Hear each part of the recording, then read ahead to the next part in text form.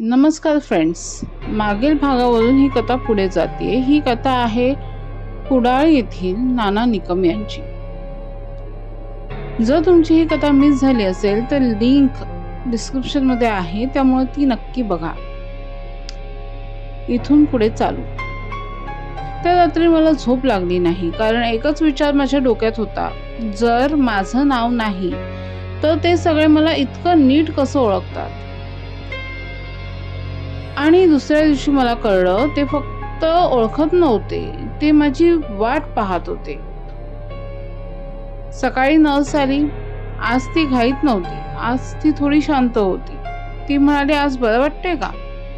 मी विचारलं, काल तुम्ही असं का म्हणालात की प्रोसेस कंप्लीट नाहीये? ती थांबली, मग म्हणाली, तुला आठवत नाही म्हणून सांगायचं नसतं। मी म्हणालो, कोण सांगतं? ती म्हणाली, तूच।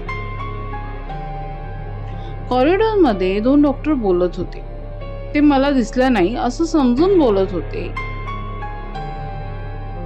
तो स्टेबल आहे, अजून डिनायल स्टेट मध्ये आहे, हे त्यांचं संभाषण चालू होतं। की फेज 2 सुरू करायचा का? मला प्रश्न पडला, फेज? मी पुढे गेलो, ते लगेच थांबले, जणू मी तिथे असणं त्यांना अपेक्षित नव्हतं। डॉक्टरने माझ्या हातात एक फाईल दिली व ते म्हणाले, तुला स्वतःबद्दल काही वाचायचं आहे का? मी फाईल उघडली, नावाची जागा रिकामीच, पण आत माझं वय, माझी उंची, माझी हँडरायटिंग, माझ्या सवयी, सगळं अचूक। मी विचारलं, हे कोणी लिहिलं? डॉक्टर म्हणाले, तू। मी म्हणालो, जर मीच हे लिहिलं असेल तर मला आठवत का नाहीये? डॉक्टर म्हणाला, कारण तू विसरण्याची खूप विनंती केली होतीस। मी हसलो, कोण विसरण्याची विनंती करतं? डॉक्टर शांतपणे म्हणाले, जे आठवणींसोबत जगू शकत नाही ते। एक नर्स मला चहा देताना तिचा हात थरथरत होता। मी विचारलं, तुम्ही घाबरताय का? ती म्हणाली, आम्ही नाही। मग थांबून हळूच म्हणाली, तू आम्हाला सांगितलं होतंस की तुझं नाव हळूहळू काढून टाका। लोक नावाने बोलतात म्हणून आठवणी परत येतात असं तू म्हणाला होतास। हे ऐकून माझ्या अंगावर काटा आला। त्या दिवसानंतर माझं बेड विंडो जवळ हलवलं गेलं, विजिटर्स बंद, फोन पण परत घेतला।